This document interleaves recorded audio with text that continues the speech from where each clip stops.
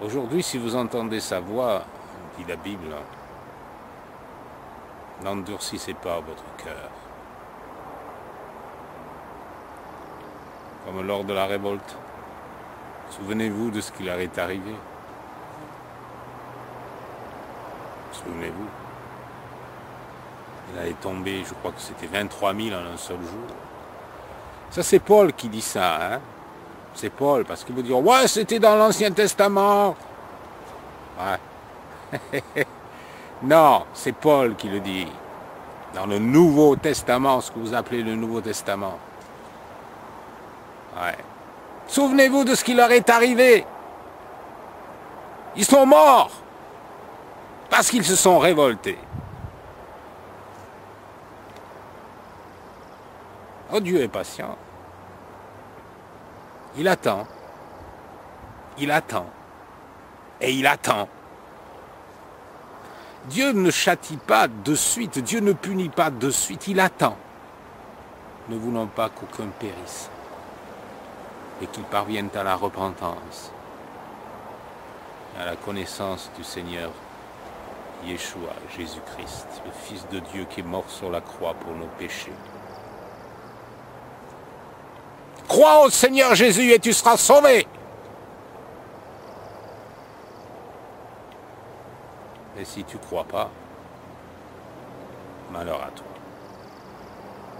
Malheur à toi, tu es perdu.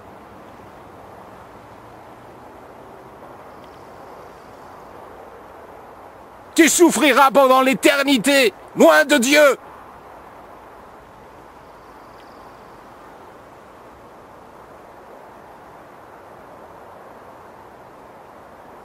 Mais si tu crois, de tout ton cœur, de toute ton âme, si tu demandes à Yeshua, à Jésus-Christ, le Fils de Dieu qui est mort sur la croix pour tes péchés, si tu lui dis, Seigneur, pardonne mes péchés, viens dans mon cœur et libère-moi de ce qui est mauvais en moi, donne-moi la force de vivre pour toi.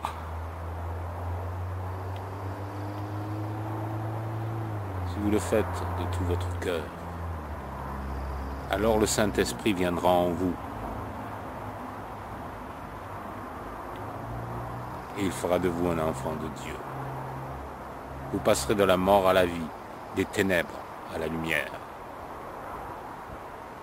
Et le Saint-Esprit de Dieu vous rendra capable de suivre les commandements de Dieu. L'apôtre Paul a dit, je puis tout par celui qui me fortifie.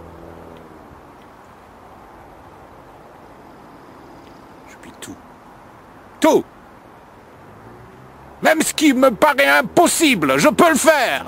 Grâce à Yeshua, grâce à Jésus-Christ, en moi.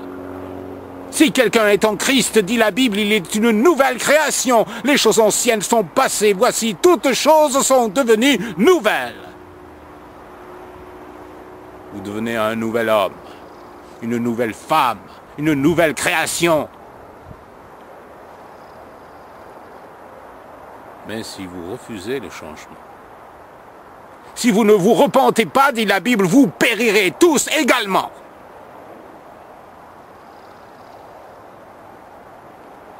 Dieu est saint.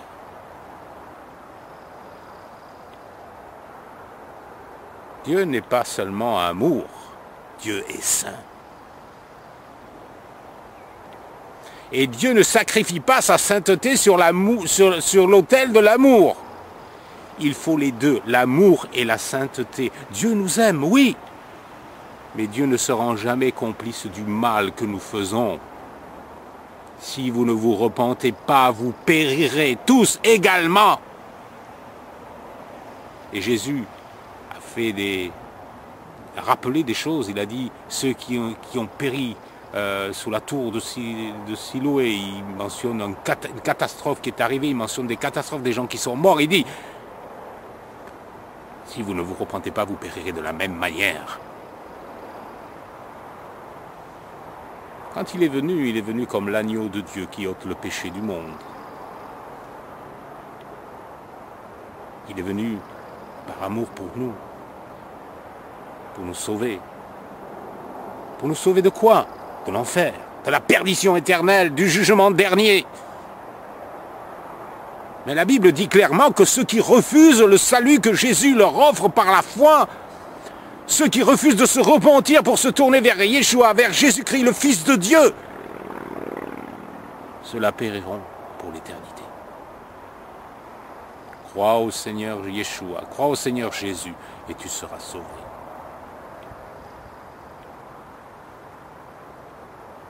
Toi et ta famille, avait dit Paul au geôlier. Bien sûr, il faut que la famille se convertisse aussi, évidemment. Sous-entendu.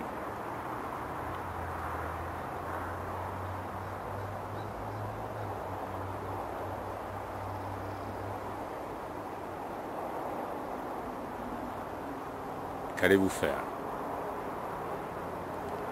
Oh, vous n'avez pas besoin de tout comprendre pour être sauvé. Le brigand qui était sur la croix à côté de Yeshua, de Jésus, il n'avait pas forcément tout compris. Il s'est tourné vers le Seigneur, il a dit « Souviens-toi de moi quand tu viendras dans ton règne !» Et Jésus lui a dit « Aujourd'hui, je te le dis, tu seras avec moi dans le paradis. » Excusez-moi, il y a des moustiques. Il lui a fait une promesse. Tu seras avec moi. Simplement parce qu'il avait cru, parce qu'il s'était repenti. Et Jésus savait que si ce brigand avait pu vivre, encore il aurait vécu pour lui, pour Yeshua, pour Jésus-Christ. Il s'était repenti, il avait regretté le mal qu'il avait fait. Mais il y a beaucoup de gens qui croient en Jésus à la manière du diable. C'est-à-dire, la Bible dit, les démons croient et ils tremblent. Vous pouvez croire avec votre tête, mais ça ne suffit pas. Vous pouvez croire que Dieu existe, que Jésus est bon, que Dieu est amour, qu'il est mort sur la croix. Et si vous ne vous êtes pas repenti dans votre cœur, et que le Saint-Esprit ne soit pas venu habiter en vous, vous êtes perdu. Jésus a dit à Nicodème, qui était un pharisien, qui suivait la loi à sa manière, il lui a dit, si un homme ne naît pas de nouveau, il ne peut voir le royaume de Dieu. Naître de nouveau, recevoir une vie nouvelle. Mais cette vie, Dieu ne la donne pas à n'importe qui. Dieu ne la donne pas à ceux qui l'honorent du bout des lèvres, dont le cœur est éloigné de lui. C'est ce que Jésus a dit, ce peuple m'honore des lèvres, mais son cœur est éloigné de moi. Combien de gens disent « Seigneur, Seigneur » Jésus a dit, il y a beaucoup de gens qui diront ça, et je leur dirai, je ne vous connais pas, ouvriers d'iniquité, retirez-vous de moi, vous qui commettez le mal. L'iniquité, le péché, la transgression de la loi de Dieu. Quand on vient à Jésus-Christ, à Yeshua, le Fils de Dieu, on s'humilie devant lui, on dit Seigneur, je vais te suivre et faire ce que tu me dis dans ta parole, je vais suivre tes commandements et les observer. C'est à cette condition-là que Jésus nous sauve. Il nous a sauvés pour des œuvres de justice que Dieu a préparées d'avance afin que nous les pratiquions. On n'est pas sauvé par ça. On n'est pas sauvé par la pratique des œuvres ou des observances de la loi. Non, ça ne sauve pas, ça. Mais si on ne le fait pas, on prouve qu'on n'est pas sauvé. Dieu a préparé des œuvres d'avance. Ce sont des œuvres de Moïse. L'observation de la loi, des commandements. Vous les connaissez, les 10 commandements? Honore ton père et ta mère. Tu ne commettras pas d'homicide, tu aimeras le Seigneur ton Dieu, tu aimeras ton prochain comme toi-même. Est-ce que ces choses-là ont été abolies? Est-ce que Jésus a dit qu'il ne fallait plus le faire parce qu'il est venu? Il a dit, il ne disparaîtra pas de la loi un seul iota, un seul trait de lettre, jusqu'à ce que tout soit arrivé. Et celui qui enseignera à les observer sera appelé grand dans le royaume des cieux. Mais celui qui enseignera à ne pas les observer, qui supprimera un de ses plus petits commandements, sera appelé un fils futile du royaume.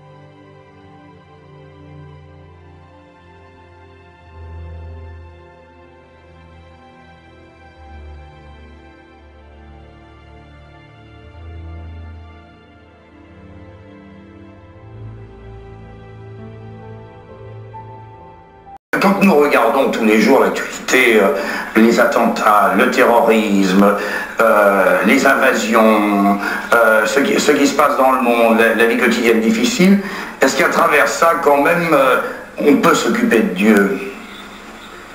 Absolutely. Absolument. It's been going on since the very beginning. Je crois que ça date du tout début. Adam and Eve. Vous avez eu le premier homme Adam et vous avez la première femme Ève, deux enfants, Abel et Caïn. Caïn était jaloux d'Abel et l'a tué. Ça a été, disons, le premier acte de terrorisme ou la première guerre, si vous voulez, et ça s'est poursuivi dans toute l'histoire connue. That we have a new technology. Malheureusement, aujourd'hui, nous avons une nouvelle technologie qui permet une destruction de masse, des bombes atomiques et tout le reste. Et je crois que c'est une énorme différence. Le cœur de l'homme est identique. Et les mêmes facteurs qui ont provoqué la guerre dans l'histoire sont toujours présents au cœur de l'homme. Lorsque Dieu a jugé Ninive, Ninive s'est repentie. Et Dieu a à ce moment-là réservé son jugement. Et donc Ninive a survécu. Et c'est ce qui pourrait se produire si la race de l'homme pouvait se tourner vers Dieu. Alors, va paraître en France, ou paraît ces jours-ci, un livre à l'occasion de votre passage en France, qui s'appelle La dernière chevauchée, les 4 cavaliers de l'Apocalypse. Ce mot Apocalypse, c'est en quelque sorte le danger suprême que vous faites planer en permanence lorsque vous adressez à vos auditoires, non? Et vous avez l'impression qu'il est là, il est prêt, il est proche. Est-ce que c'est un Dieu de la résignation, le vôtre?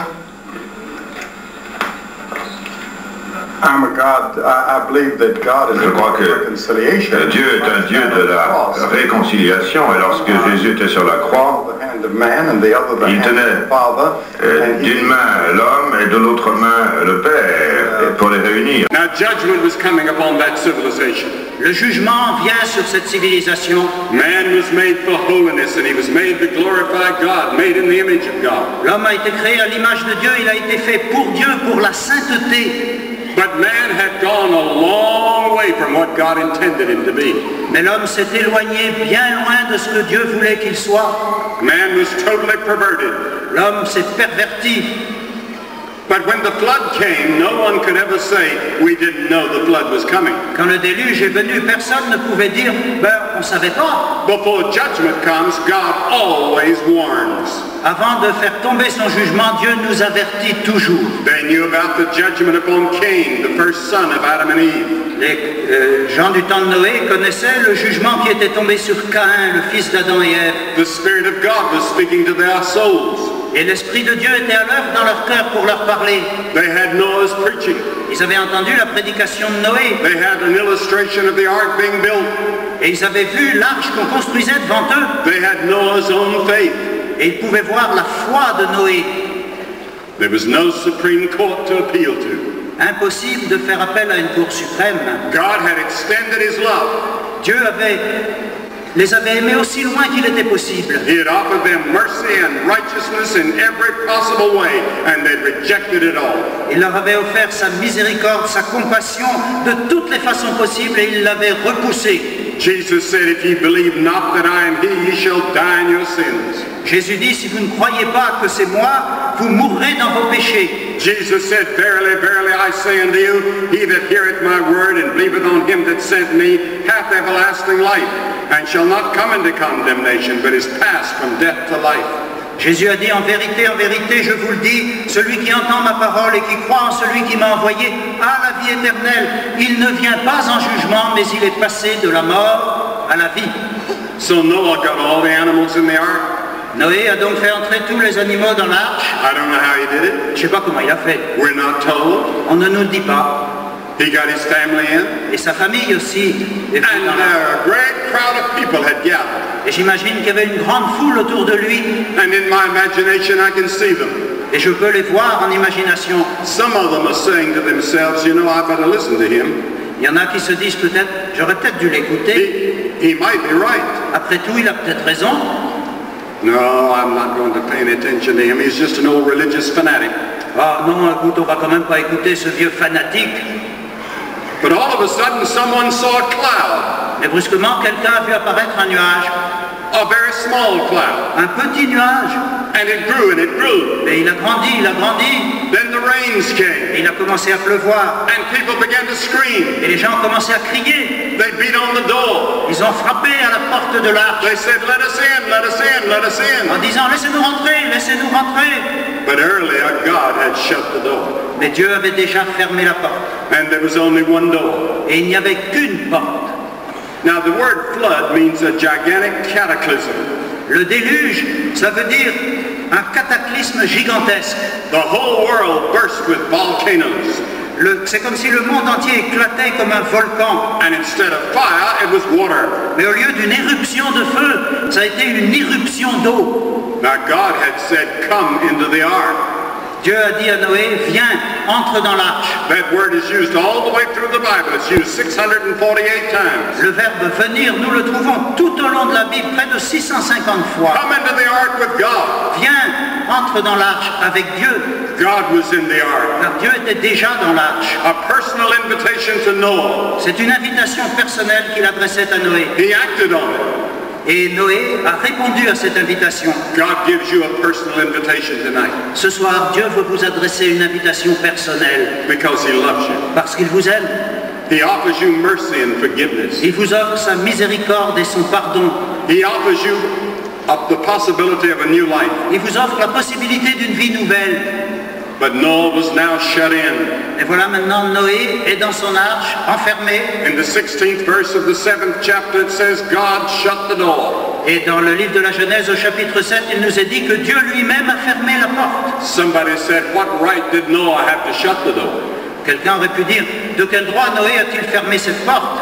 He didn't shut it. C'est pas lui qui l'a fermée. God shut it. C'est Dieu.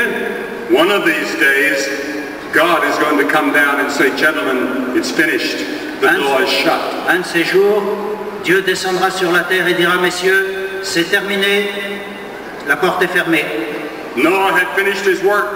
Noé avait accompli la tâche que Dieu lui avait confiée. He had withstood all the insults. Il avait résisté à toutes les moqueries, à toutes les insultes. Now his salvation was totally up to God. Et maintenant, son salut, c'est l'affaire de Dieu. One door into the ark. Une seule porte à l'arche. One door to God. Il n'y a qu'une porte qui mène à Dieu. Jesus said, I am the door. Jésus a dit, je suis la porte. Have you been to Christ through that door? Êtes-vous déjà venu à Jésus-Christ par cette porte? Are you on the road that leads to eternal life? Êtes-vous sur le chemin qui conduit à la vie éternelle? Do you know your sins are forgiven? Savez-vous que vos péchés sont pardonnés? Do you know you're going to heaven? Avez-vous la certitude d'aller au ciel? If you have a doubt about it, you can settle it tonight. Et si vous avez encore des doutes, vous pouvez les éliminer ce soir. Jesus said he's coming back. Jésus nous dit qu'il reviendra sur la terre. It's mentioned more than 300 times in the Bible. Il est question de son retour plus de 300 fois dans la Bible. Many consider the French-American Latourette as the foremost church historian of this century. Un historien américain d'origine française appelé Latourette est considéré par beaucoup comme le plus grand historien de l'Église au XXe siècle. He's not so well known in France for some reason, but he's well known in America. Il n'est pas si connu en France, mais aux États-Unis, je peux vous assurer qu'il l'est. He was the long-time president of the American Historical Il a Society. longtemps été président de la Société américaine d'histoire. He once said this. Un jour, il a dit ceci. I believe that our Lord may return at any time and bring this present stage of history to an end. Je crois que notre Seigneur peut revenir à n'importe quel moment et mettre un terme à la période présente de l'histoire. And then he continued. Et il a continué. That may well come between now and the year 2000. Et ceci pourrait très bien se produire entre maintenant et l'an 2000. Does this make us complacent? Est-ce que cela va nous encourager à la paresse? Some people say, well, if Christ is going to come and Christ is going to settle the problems of the world and we're going to have peace someday, why do we have to work? Il y a peut-être des gens qui se disent, mais puisque Jésus revient, que c'est lui qui va régler tous nos problèmes dans le monde, que nous aurons un jour la paix sur cette terre, bon, qu'est-ce que vous voulez qu'on fasse? Nous, il n'y a rien à faire. Those who believe that Jesus is coming again someday are the hardest workers, the most zealous, and the most dedicated. Au contraire, ceux qui croient au retour de Jésus-Christ sont ceux qui travaillent le plus, les travailleurs les plus zélés et les plus dévoués. There are 22 quotations in the writings of the apostles alone that call for purity, patience, and service. Dans les lettres des apôtres du Nouveau Testament, à 22 reprises au moins, il y a des appels à la pureté, à la persévérance et au service. In the light of Christ's return. À cause du retour de Jésus. He said that he was coming as a thief in the night. Il a dit qu'il vient comme un voleur au milieu de la nuit, In the twinkling of an eye. en un clin d'œil. Jesus did not say that his coming would be a clap of thunder, but like lightning. Il n'a pas dit qu'il viendrait comme un coup de tonnerre, mais comme un éclair. Our world tonight is filled with groans. Notre monde ce soir est plein de craintes, de gémissements. Groans for redemption of the physical order.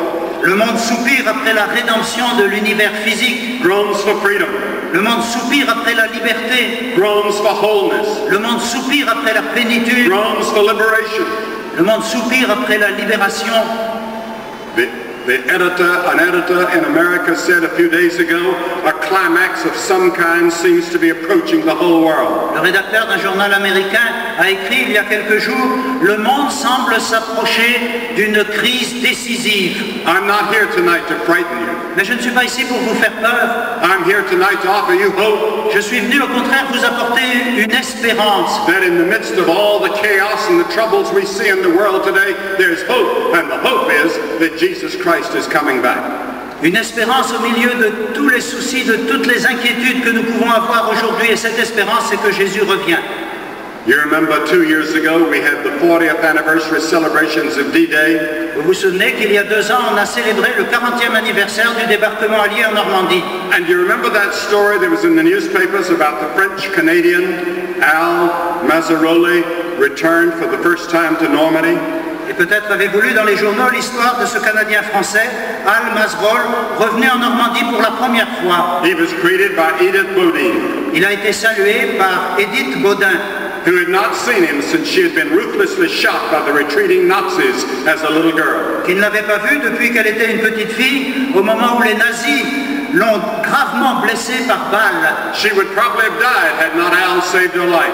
Elle serait sans doute morte si Al Mazzarol n'avait pas risqué sa vie pour la sauver. He came close to death in saving her. Et lui-même, en la sauvant, s'est trouvé très près de la mort. Now, with tears streaming down both their cheeks, Edith Rodin threw her arms around Al and exclaimed with one word, Savior. Quand ils se sont revus, ils avaient tous les deux les yeux pleins de larmes, et Edith Rodin a jeté ses bras autour d'Al Mazzarol, et elle n'a prononcé que ces mots, mon sauveur. Do you remember that emotional picture of them hugging each other at Normandy? Vous avez peut-être vu cette photo de cet homme et de cette femme qui se tenaient serrés l'un contre l'autre. One day, perhaps soon, Un jour, peut-être bientôt, Jesus Christ, who gave his life for us on the cross, Jésus-Christ qui a donné sa vie pour vous sur la croix is going to return, reviendra. and we'll have one word, Et nous n'aurons que ces mots à lui dire, Lord and Savior. mon Seigneur et mon Sauveur.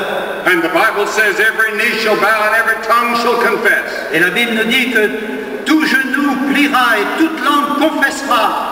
And the scripture says in Revelation, the 21st chapter, and God shall wipe away all tears from their eyes. Et la Bible nous dit dans le livre de l'Apocalypse au chapitre 21 que Dieu essuiera toute larme de leurs yeux. There shall be no more death, Il n'y aura plus de mort, neither sorrow, ni de douleur, nor crying. ni de pleurs. Neither shall there be any more pain, for the former things have passed away.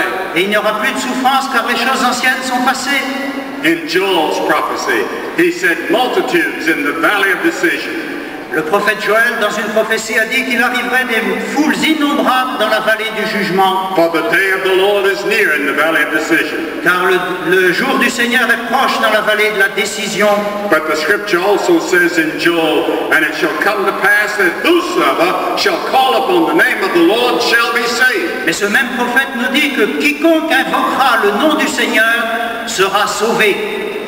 Are you inside the ark? Êtes-vous dans l'arche? Are you out where people are drowning? Ou êtes-vous au dehors, là où les gens se noient? Some of you feel like you're drowning. Certains d'entre vous, vous avez peut-être l'impression d'être en train de vous noyer. Very little purpose or meaning to your life. Votre vie n'a pas de sens, elle ne mène à rien. You're searching for something. Vous cherchez quelque chose, You don't know what it mais is. vous ne savez pas ce que c'est. You were made in the image of God. Vous avez été créé à l'image de Dieu. You were made for fellowship with God. Vous avez été créé pour vivre en communion And without avec Dieu. God. Sans Dieu, Without Him, you can never find perfect peace and happiness. vous ne pouvez jamais trouver la vraie paix, le vrai bonheur. But in Christ, you can start a new life. Mais en Christ, vous pouvez commencer une vie nouvelle. Your sins can be forgiven. Tous vos péchés seront pardonnés. Christ will come into your heart. Et le Christ viendra dans votre cœur. Seigneur Dieu, grand et redoutable, toi qui gardes ton alliance et qui fais miséricorde à ceux qui t'aiment et qui observent tes commandements, nous avons péché, nous avons commis l'iniquité, nous avons été méchants et rebelles, nous nous sommes détournés de tes commandements et de tes ordonnances. Nous n'avons pas écouté tes serviteurs les prophètes, qui ont parlé en ton nom à nos rois, à nos chefs, à nos pères et à tout le peuple du pays. À toi, Seigneur, est la justice et à nous la confusion de face en ce jour, à ceux qui sont près et à ceux qui sont loin, dans tous les pays. Seigneur, à nous la confusion de face, à nos rois, à nos chefs, à nos pères, parce que nous avons péché contre toi. Auprès du Seigneur notre Dieu, la miséricorde et le pardon, car nous avons été rebelles envers lui. Nous n'avons pas écouté la voix de l'Éternel notre Dieu pour suivre ses lois qu'il avait mises devant nous par ses serviteurs les prophètes. Alors se sont répandues sur nous les malédictions et les imprécations qui sont écrites dans la loi de Moïse, serviteur de Dieu, parce que nous avons péché contre Dieu. Il a accompli les paroles qu'il avait prononcées contre nous et contre nos chefs qui nous ont gouvernés. Il a fait venir sur nous une grande calamité. Comme cela est écrit dans la loi de Moïse, toute cette calamité est venue sur nous, et nous n'avons pas imploré l'Éternel notre Dieu. Nous ne nous sommes pas détournés de nos iniquités, nous n'avons pas été attentifs à ta vérité. L'Éternel a veillé sur cette calamité et l'a fait venir sur nous, car l'Éternel notre Dieu est juste dans toutes les choses qu'il a faites, mais nous n'avons pas écouté sa voix. Et maintenant, Seigneur notre Dieu, toi qui as fait sortir ton peuple du pays d'Égypte par ta main puissante, et qui t'es fait un nom comme il l'est aujourd'hui, nous avons péché, nous avons commis l'iniquité. Seigneur, selon ta grande miséricorde, que ta colère et ta fureur se détournent, car ce n'est pas à cause de notre justice que nous te présentons nos supplications, c'est à cause de tes grandes compassions. Seigneur, écoute, Seigneur, pardonne, Seigneur, sois attentif. Agis et ne tarde pas, par amour pour toi, ô mon Dieu. Slaves are mine, their lives are mine, all that they own is mine. I do not know your God, nor will I let Israel go.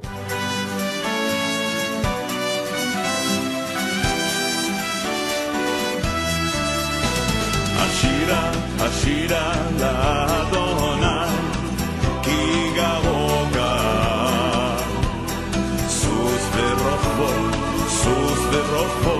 Rama, Rama Bayam, Sus Verofo, Rama, Rama Bayam. I'll sing unto the Lord, for he has done mighty deeds. I will exalt him, the Lord, in majesty. I will exalt him, the Lord, in majesty. The Lord is my strength and my song, and has become my salvation. His right arm does valiantly, he has destroyed the enemy.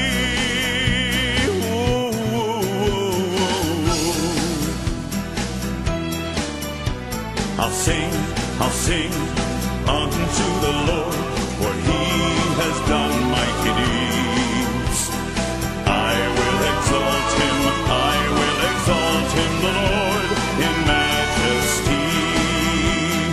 I will exalt him, the Lord, in majesty. Adonai is a man of war, the Lord of hosts is his name.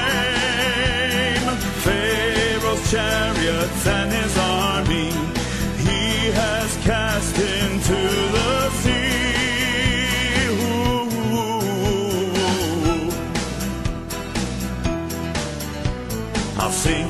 I'll sing unto the Lord, for he has done mighty deeds. I will exalt him, the Lord, in majesty. I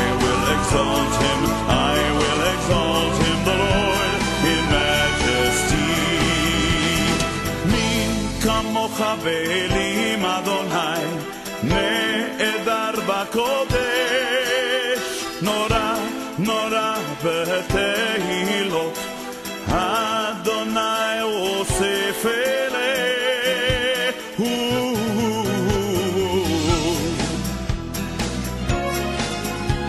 השירה השירה לאדוני כי גאו גאה סוס לרוחבו רמה רמה בים סוס לרוחבו רמה רמה בים I'll sing unto the Lord for he has done mighty deeds I will exalt him the Lord in majesty I will exalt him the Lord in majesty Matthieu, chapitre 5, versets 17 à 19. Ne croyez pas que je sois venu pour abolir la loi ou les prophètes. Je suis venu non pour abolir, mais pour accomplir.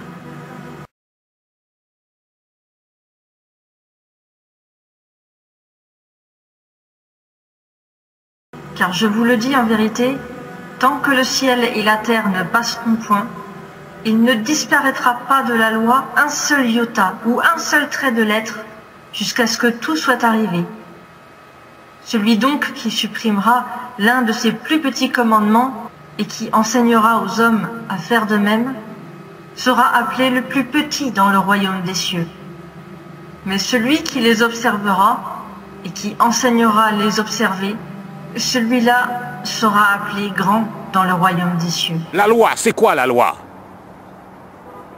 Il y en a qui disent, oui, les 10 commandements, il faut les observer, parce que l'apôtre Paul et les apôtres et les autres apôtres les rappellent les 10 commandements dans la deuxième alliance. Ils y sont tous. Si vous cherchez, vous les trouverez. Honore ton père et ta mère, c'est le premier commandement avec une promesse, dit l'apôtre Paul. Puis il y en a qui vous disent, oui, ah, les 10 commandements, oui, mais pas le Shabbat. Ils sont allergiques au Shabbat. Non. Les disciples, ils se réunissaient le premier jour de la semaine. Alors là, ils prennent un verset dans les Actes pour rompre le pain. Alors, ils en ont déduit que rompre le pain, ça voulait dire prendre la Pâque, la Sainte Seine. D'où ça vient la Sainte Seine, tout ça? Je vous signale quand même que les Juifs, les premiers convertis, les premiers chrétiens, prenaient la Pâque une fois par an, pas toutes les semaines. Et quand ils se réunissaient le premier jour de la semaine pour rompre le pain, ça ne veut pas dire prendre la Pâque, ça veut dire prendre un repas en commun. Parce que le Shabbat, il existait toujours. Hein, quand les apôtres se sont réunis, là, qu'ils ont dit, bon, on a jugé bon de ne pas leur imposer autre chose que les viandes sacrifiées de s'abstenir des animaux étouffés et du sang, enfin des choses comme ça. Je n'ai pas le verset en entier à l'esprit pour le moment. Parce que tous les Shabbats, Moïse leur est prêché. Donc on n'a pas besoin d'en rajouter davantage, ils vont l'entendre tous les Shabbats. Ils n'ont pas dit tous les dimanches, ils ont dit tous les Shabbats. Et ils parlaient pour les vrais croyants qui s'étaient convertis. Tous les Shabbats. Alors, un jour, il y a quelqu'un qui m'a dit, ouais, mais dans Hébreu, ils disent que le repos, c'est en Christ. Attendez, dans ce passage, l'auteur de l'épître fait une comparaison. Comparaison. N'est-ce pas? Une comparaison, ce n'est pas une abolition. Si je dis par exemple, Jésus est le soleil de mon âme, est-ce que le soleil disparaît pour autant? Quand je dis, mon repos est en Christ, le Shabbat est en Christ aussi, est-ce que ça annule le Shabbat? Non, on fait une comparaison. On compare le Shabbat au repos en Christ, ça annule pas l'objet de la comparaison. C'est une comparaison, pas une abolition. Qui c'est qui a aboli le Shabbat? Par les chrétiens, l'Église catholique romaine. Eh oui. Cherchez bien sur Internet. Alors maintenant, on a Internet, c'est bien. Il y en a des choses sur Internet. Avant, on ne savait pas, maintenant, on peut savoir. Oui. Ça a été aboli par l'Église catholique qui a décidé que le Shabbat, il ne fallait plus le faire. Et je vous signale quand même que les églises évangéliques, qui se disent nous sommes comme les premiers chrétiens, sont issues de l'Église catholique. C'est-à-dire qu'il y a eu la réforme, Luther, qui a réformé certaines choses, mais pas tout. Il a gardé pas mal de choses de l'Église catholique, comme le baptême des enfants, tout ça, et puis d'autres choses aussi. Et puis de la réforme sont venues les églises évangéliques. Mais il y avait des baptistes qui gardaient le Shabbat. Ah oui. Shabbat. Ah, j'ai oublié le T. Ils gardaient le Shabbat. Et pourquoi l'ont-ils abandonné? Pourquoi? Soi-disant que les premiers chrétiens se réunissaient, je répète, le premier jour de la semaine pour rompre le pain. Mais rompre le pain, cette expression est employée dans plein d'autres endroits. Par exemple, quand Paul traverse, qu'il est prisonnier, qu'il est amené là sur le bateau, cherchez dans le livre des Actes, vous trouverez. Il a rompu le pain. Et il ne prenait pas le repas de la Pâque. Hein. Ça ne voulait pas dire qu'il prenait la Pâque, qu'il prenait ce que vous appelez la Sainte Seine, que vous prenez tous les dimanches, mais qu'eux prenaient seulement une fois par an. Quand Jésus a dit faites ceci à toutes les fois que vous en prendrez, il n'a pas dit toutes les semaines. Hein. Il a dit toutes les fois que vous en prendrez, c'est-à-dire le jour de Pâques. Il y en a des choses qui ont été changées au cours des siècles, qu'on a adaptées, qui sont devenues des traditions. Et comme j'ai dit tout à l'heure, la tradition, ça a des racines qui font des kilomètres. Pour les arracher, c'est dur. On est dans un monde comme ça, on nous enseigne comme ça. On est tout petit, on nous dit c'est comme ça, on va à l'église, c'est comme ça. On n'entend que ça. Alors après, quand moi j'arrive derrière, je vous dis c'est pas ça, je dis bah, c'est un menteur. Oui, mais notre croyance, elle repose sur quoi? Sur la tradition des hommes ou sur la parole de Dieu?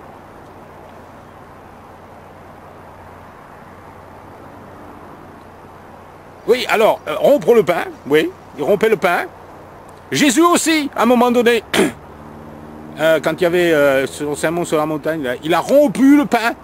C'était pas la Pâque. Rompre le pain ne veut pas dire prendre la Sainte Seine, le repas de la Pâque, ça ne veut pas dire ça. Ils ne se réunissaient pas le jour de la semaine pour prendre la Sainte Seine, pour faire le culte à Dieu. Ils mangeaient ensemble. Souvenez-vous que dans le livre des Actes, ils avaient tout mis en commun. Tous leurs biens en commun. Ils avaient fait des communautés et ils se réunissaient pour manger ensemble. Mais le jour du Shabbat, c'était le jour d'adoration de Dieu. Je le répète. Ils l'ont précisé parce que tous les samedis, tous les Shabbats, Moïse leur est prêché. Ils peuvent l'entendre le jour du Shabbat. Il n'y a pas marqué dimanche. Réveillez-vous. Changez de lunettes. Parce que c'est pas écrit. C'est dit par la tradition. Alors les catholiques, ils ont aboli le Shabbat. Et les évangéliques, ils ont récupéré le dimanche. C'est devenu sacré, le dimanche. Sacré. On adore le dimanche. Vous savez comment on dit dimanche en anglais? On dit Sunday. Vous savez ce que ça veut dire Sunday? Jour du soleil. Et vous savez d'où ça vient? Le dimanche, c'est le jour d'adoration d'un dieu païen. On adore Dieu le jour d'adoration d'un dieu païen. Vous croyez que ça lui plaît? Dieu, lui, il dit adorez-moi le samedi. Nous, on dit non, il y a un dieu païen qui préfère que ce soit le dimanche. Vous croyez que ça lui plaît à Dieu? Qu'on change les lois et qu'on fasse les nôtres au lieu des siennes? Parce qu'il y a aussi les fêtes. La fête des mères, la fête des pères, les anniversaires, Noël. Il y en a des choses à dire. Hein. Parce que Noël, par exemple, moi c'est vrai, j'ai fêté Noël pendant des années et je le faisais de bon cœur.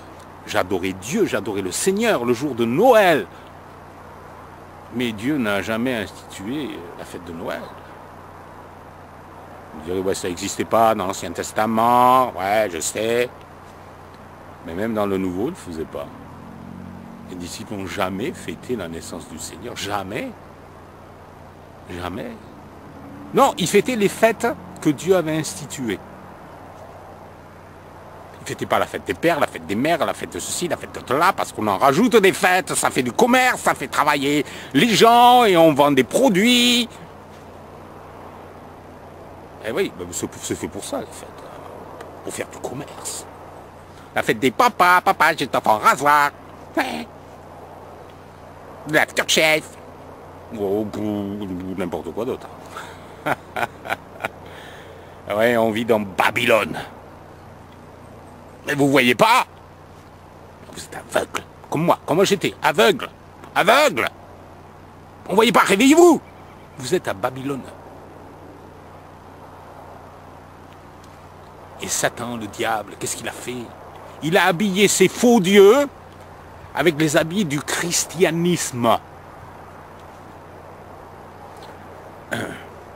Le jour d'adoration du dieu soleil, il a changé en le jour d'adoration de Yeshua. Satan se déguise en ange de lumière. Et vous savez, la fête des mères aussi, la fête des pères, tout ça c'est lié avec des dieux païens. Mais ça a changé. Alors, les chrétiens disent, mais moi je ne le fais pas en adorant un dieu païen. Non, non, j'adore le vrai Dieu avec ça.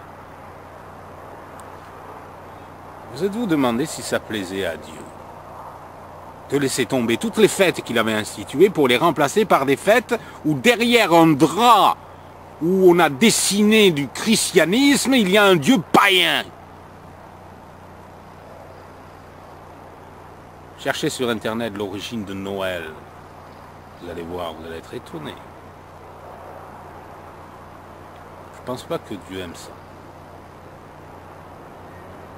Évidemment, c'est pas faute de la plupart des gens qui font ça honnêtement, sincèrement et avec bonne foi, bon cœur. Ils veulent honorer Dieu en fêtant Noël. Et sans le savoir, ils le déshonorent. Je sais que pour la plupart c'est sincère. Ils ne font pas à mal. Ils font pour Dieu. Et s'il faut, même en disant ça, je ne vais pas vous convaincre de changer, mais c'est Dieu qui peut vous convaincre. Mais regardez en général dans le monde, Noël c'est quoi? La plupart des gens ne croient pas en Dieu. C'est un prétexte pour faire la fête. C'est le Dieu païen qui est derrière. Bien sûr, on y a greffé le Père Noël, c'est pas moi. Hein. Je dis tout de suite. Je suis pas le Père Noël, non. Je ne vous porterai pas de cadeaux, c'est promis. Non, non, non. J'y ressemble, oui, c'est vrai. Je pourrais jouer dans un film le rôle du Père Noël. J'ai plus qu'à mettre un bonnet rouge, un habit avec des bords blancs et on me prend pour le Père Noël, c'est sûr. Une fois pour rigoler, j'ai dit à quelqu'un, je suis le Père Noël de Trouan, en anglais. Le seul vrai, c'est moi. Ah, mais ça fait rire les gens, mais bon. Sauf quand c'est les enfants, je leur dis pas. C'est pour y croire. Et Père Noël, les gens y croient plus qu'à Dieu. Tout est fait pour détourner les regards du vrai Dieu. Vous avez transformé mon temple en une caverne de voleurs, avait dit Jésus quand il est rentré dans le temple et qu'il y avait les vendeurs de pigeons. Il les a chassés avec un fouet. C'est exactement ce qu'on devrait faire. Prendre un fouet. Et chasser tout ce qui ne va pas dans notre vie. Et revenir à la Torah, à la parole de Dieu.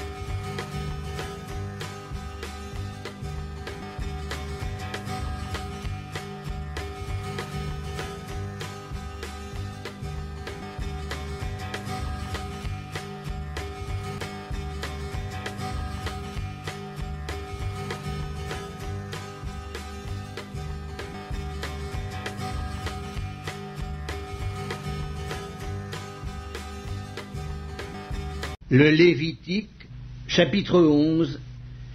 L'Éternel parla à Moïse et à Aaron et leur dit, parlez aux enfants d'Israël et dites, voici les animaux dont vous mangerez parmi toutes les bêtes qui sont sur la terre. Vous mangerez de tout animal qui a la corne fendue, le pied fourché et qui rumine. Mais vous ne mangerez pas de ceux qui ruminent seulement, ou qui ont la corne fendue seulement. Ainsi vous ne mangerez pas le chameau qui rumine mais qui n'a pas la corne fendue. Vous le regarderez comme impur. Vous ne mangerez pas le daman qui rumine mais qui n'a pas la corne fendue. Vous le regarderez comme impur. Vous ne mangerez pas le lièvre qui rumine mais qui n'a pas la corne fendue. Vous le regarderez comme impur. Vous ne mangerez pas le porc qui a la corne fendue et le pied fourché mais qui ne rumine pas. Vous le regarderez comme impur. Vous ne mangerez pas de leur chair et vous ne toucherez pas leur corps mort. Vous les regarderez comme impurs. Voici les animaux dont vous mangerez parmi tous ceux qui sont dans les eaux. Vous mangerez de tous ceux qui ont des nageoires et des écailles et qui sont dans les eaux, soit dans les mers, soit dans les rivières. Mais vous aurez en abomination tous ceux qui n'ont pas des nageoires et des écailles, parmi tous ceux qui se meuvent dans les eaux et tout ce qui est vivant dans les eaux, soit dans les mers, soit dans les rivières. Vous les aurez en abomination, vous ne mangerez pas de leur chair, et vous aurez en abomination leur corps mort. Vous aurez en abomination tous ceux qui, dans les eaux, n'ont pas des nageoires et des écailles. Voici parmi les oiseaux ceux que vous aurez en abomination et dont on ne mangera pas: l'aigle, l'orfraie et l'aigle de mer, le milan, l'autour et ce qui est de son espèce, le corbeau et toutes ses espèces, l'autruche, le hibou, la mouette, l'épervier et ce qui est de son espèce, le chat-huant, le plongeon et la chouette, le cygne, le pélican et le cormoran, la cigogne, le héron et ce qui est de son espèce, la huppe et la chauve-souris. Vous aurez en abomination tout reptile qui vole et qui marche sur 4 pieds. Mais parmi tous les reptiles qui volent et qui marchent sur 4 pieds, vous mangerez ceux qui ont des jambes au-dessus de leurs pieds pour sauter sur la terre. Voici ceux que vous mangerez: la sauterelle, le solame, le argol et le agab, selon leurs espèces. Vous aurez en abomination tous les autres reptiles qui volent et qui ont 4 pieds. Ils vous rendront impurs. Quiconque touchera leur corps mort sera impur jusqu'au soir, et quiconque portera leur corps mort lavera ses vêtements et sera impur jusqu'au soir. Vous regarderez comme impur tout animal qui a la corne fendue, mais qui n'a pas le pied fourché et qui ne rumine pas. Quiconque le touchera sera impur. Vous regarderez comme impurs tous ceux des animaux à 4 pieds qui marchent sur leurs pattes. Quiconque touchera leur corps mort sera impur jusqu'au soir, et quiconque portera leur corps mort lavera ses vêtements et sera impur jusqu'au soir. Vous les regarderez comme impurs. Voici parmi les animaux qui rampent sur la terre ceux que vous regarderez comme impurs: la taupe, la souris et le lézard selon leurs espèces, le hérisson, la grenouille, la tortue, le limaçon et le caméléon. Vous les regarderez comme impurs parmi tous les reptiles. Quiconque les touchera mort sera impur jusqu'au soir. Tout objet sur lequel tombera quelque chose de leur corps mort sera souillé. Ustensiles de bois, vêtements, peaux, sacs, tout objet dont on fait usage. Il sera mis dans l'eau et restera souillé jusqu'au soir, après quoi il sera pur. Tout ce qui se trouvera dans un vase de terre où il en tombera quelque chose sera souillé, et vous briserez le vase. Tout aliment qui sert à la nourriture et sur lequel il sera tombé de cette eau sera souillé, et toute boisson dont on fait usage, quel que soit le vase qui la contienne, sera souillé. Tout objet sur lequel tombera quelque chose de leur corps mort sera souillé. Le four et le foyer seront détruits, ils seront souillés, et vous les regarderez comme souillés. Il n'y aura que les sources et les citernes formant des amas d'eau qui resteront purs. Mais celui qui touchera de leur corps mort sera impur. S'il tombe quelque chose de leur corps mort sur une semence qui doit être semée, elle restera pure. Mais si l'on a mis de l'eau sur la semence, et qu'il y tombe quelque chose de leur corps mort, vous la regarderez comme souillée. S'il meurt un des animaux qui vous servent de nourriture, celui qui touchera son corps mort sera impur jusqu'au soir. Celui qui mangera de son corps mort lavera ses vêtements et sera impur jusqu'au soir, et celui qui portera son corps mort lavera ses vêtements et sera impur jusqu'au soir. Vous aurez en abomination tout reptile qui rampe sur la terre, on n'en mangera point. Vous ne mangerez point parmi tous les reptiles qui rampent sur la terre de tous ceux qui se traînent sur le ventre, ni de tous ceux qui marchent sur 4 pieds ou sur un grand nombre de pieds, car vous les aurez en abomination. Ne rendez point vos personnes abominables par tous ces reptiles qui rampent. Ne vous rendez point impurs par eux, ne vous souillez point par eux, car je suis l'Éternel votre Dieu. Vous vous sanctifierez et vous serez saints, car je suis saint. Et vous ne vous rendrez point impurs par tous ces reptiles qui rampent sur la terre. Car je suis l'Éternel qui vous ai fait monter du pays d'Égypte pour être votre Dieu et pour que vous soyez saints, car je suis saint. Telle est la loi touchant les animaux, les oiseaux, tous les êtres vivants qui se meuvent dans les eaux et tous les êtres qui rampent sur la terre, afin que vous distinguiez ce qui est impur et ce qui est pur, l'animal qui se mange et l'animal qui ne se mange pas. Les charcuteries seraient cancérogènes pour l'être humain selon l'Organisation mondiale de la santé.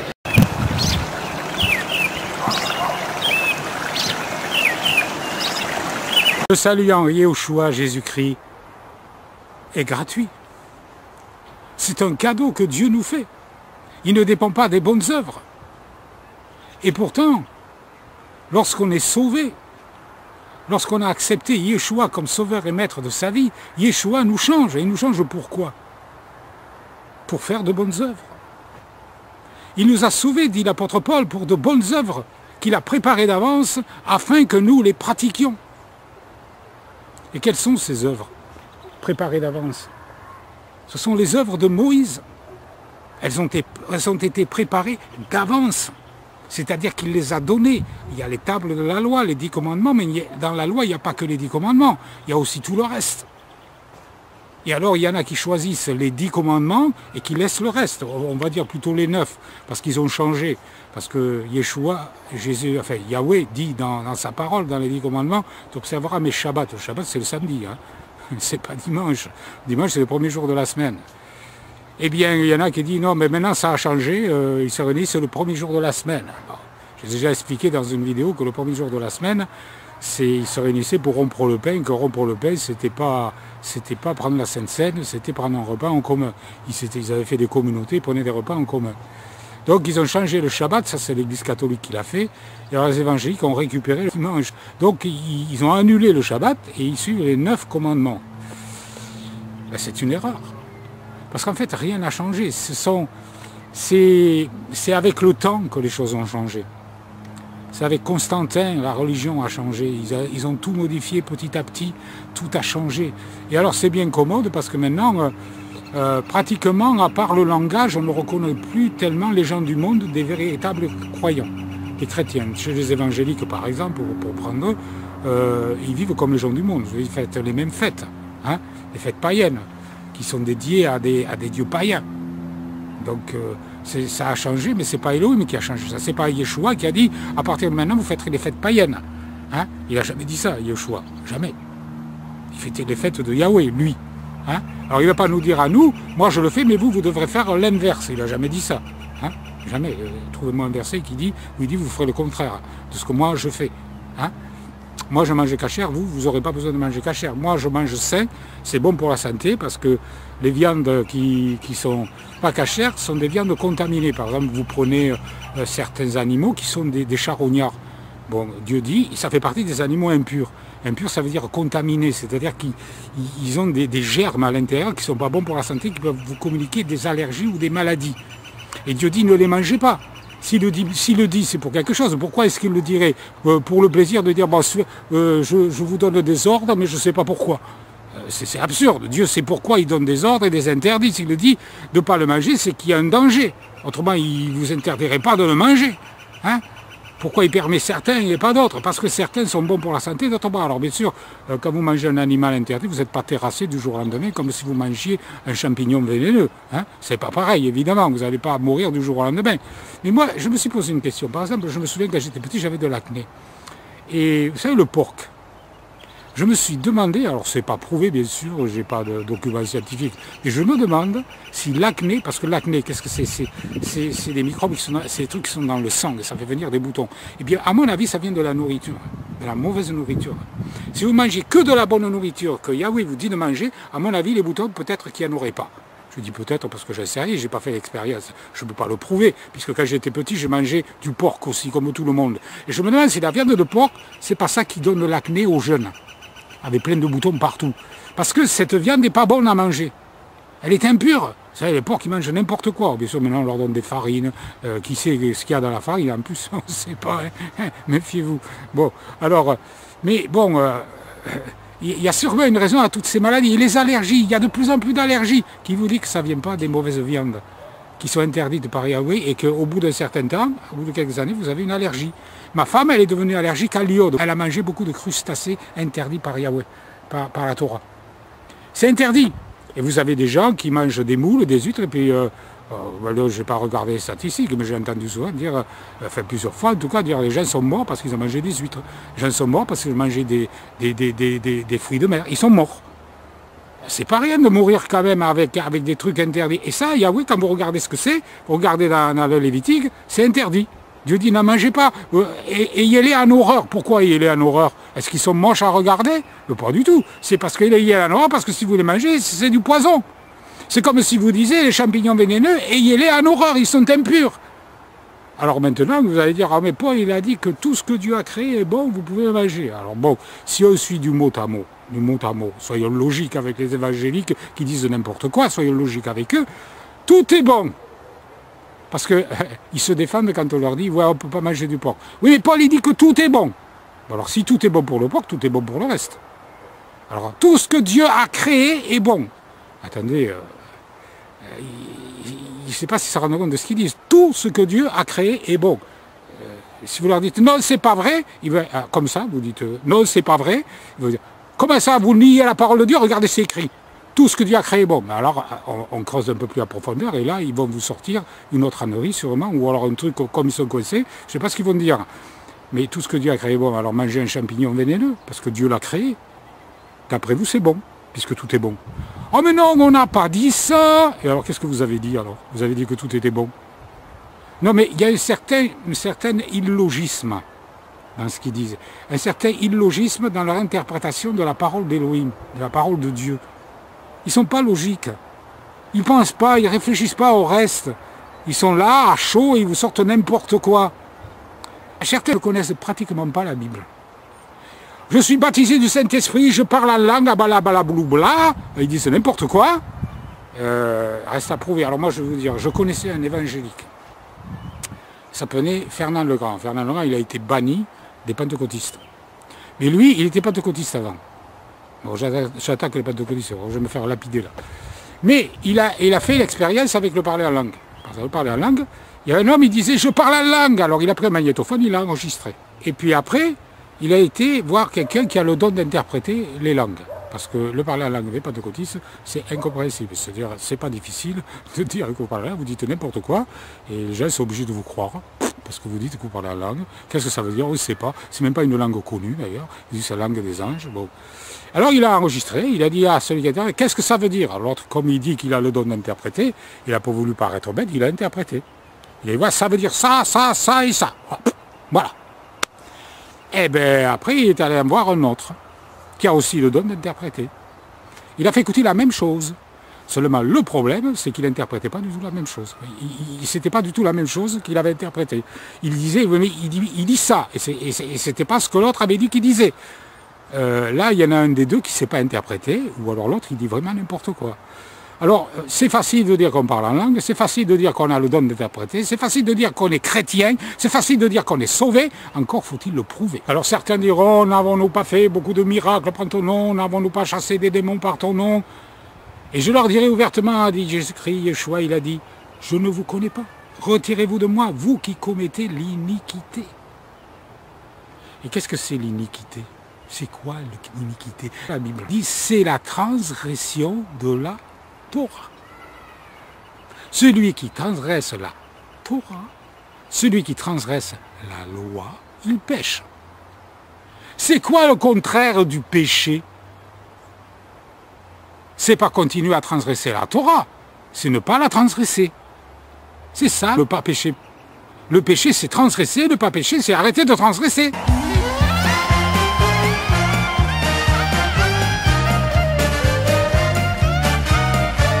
Il est vivant, il est vivant. Il est sorti du tombeau, il est vivant. Il est vivant, il est vivant.